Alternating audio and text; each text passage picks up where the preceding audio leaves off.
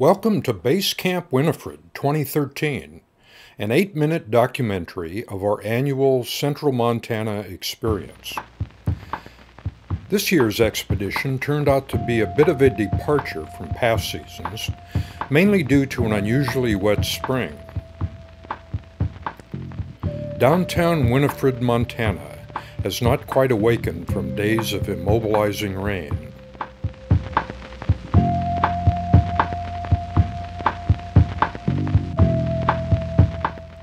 Sunshine changes everything.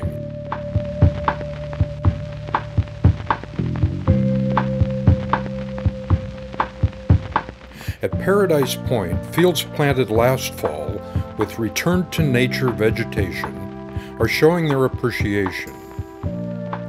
Elsewhere, native vegetation too is preparing for a season of abundance. Native yucca all over the region are on the verge of synchronized flowering. A sagebrush lizard is seen soaking up sunshine while keeping alert to danger in his rugged world.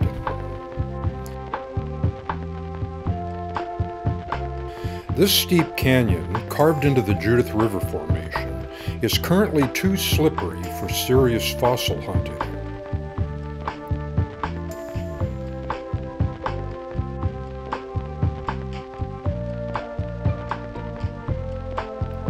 We've spent the remainder of our first field day scouting new territory on the west side of Judith River.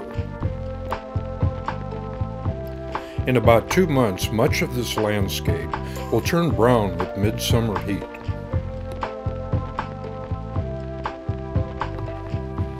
We've now completed our area reconnaissance, and it looks like our fossil hunting activities will be limited to areas within an easy walk of main roads.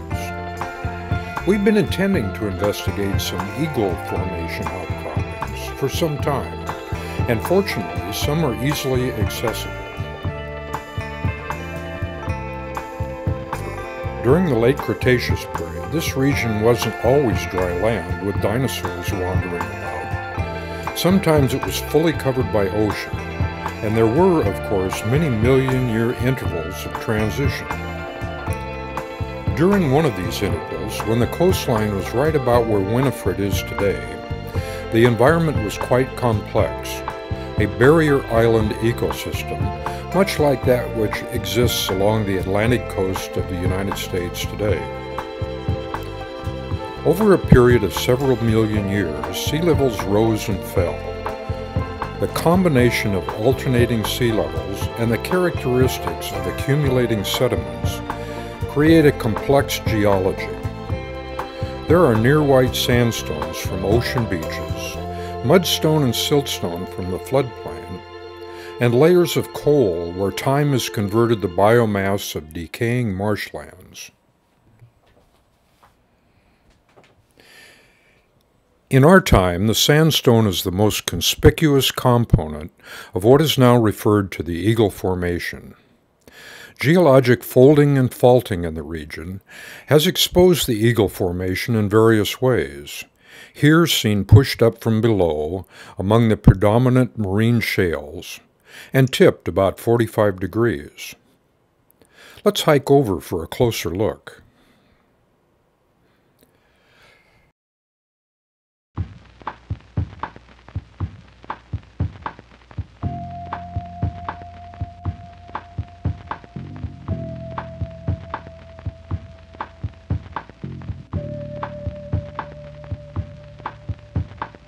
Looking back toward one of our vehicles, we see evidence of all the recent rainfall, sloughing, sliding of marine shale. Very near the top of our Eagle Formation outcrop, Lou finds abundant fossils in naturally eroding sandstone. This is quite unexpected, as the Eagle Formation has a reputation for little or no fossils. Mixed into the sandstone are rounded and polished pebbles, thousands of them. Included too are scallops, another type of clam, and some bits of other animals. But the fossil prize of the day is this inch-long shark tooth.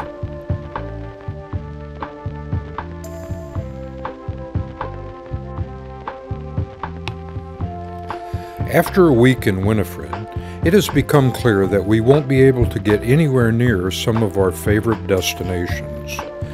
The road to Stafford Ferry has suffered a major washout.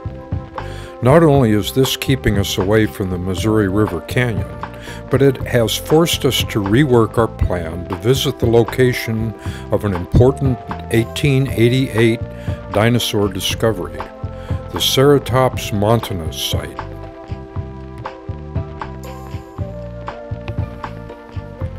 We've decided to take an entire day driving to Havre and to visit the upper reaches of Cow Creek along the way. Across very remote stretches, south and east of the Bear Paw Mountains. Our travel is delayed from time to time by photo opportunities and by these gatekeepers. On our way to Cow Creek, of course, we finally make it to the stream channel that are turned back by high water and mud. We continue our drive, first backtracking, then north to Chinook, and finally west to Havre.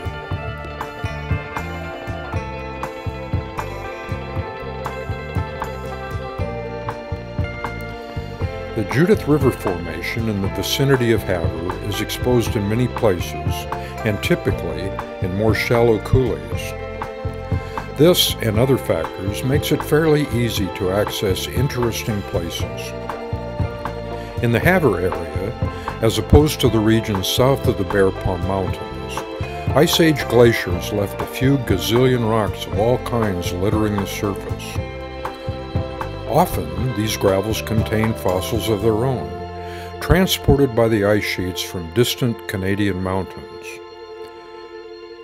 Here's an exceptionally old nautilus, much older than dinosaurs, and this is exactly as we found it, a grapefruit-sized rock which evidently split in two has been exposed to a bit of weathering. If you look closely, you can even see remnants of its shell.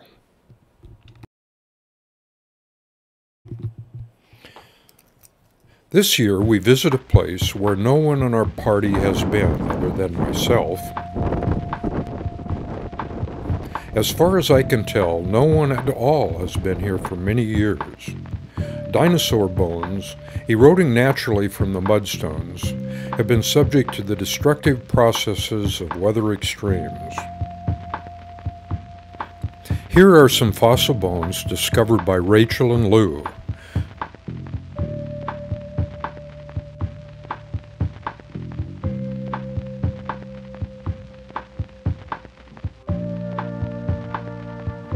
This one too was discovered by Lou, a classic example of a dinosaur limb bone having eroded out many years before, and fractured to smithereens by alternating extremes of summer heat and winter freezing.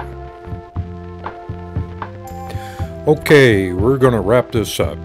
BaseCampWinifred 2013 proved to be an enlightening experience, thanks in large measure to our having to work around an unusually wet spring. Here are some very weird marbled godwits scolding us for driving near their nest, telling us to get out of town.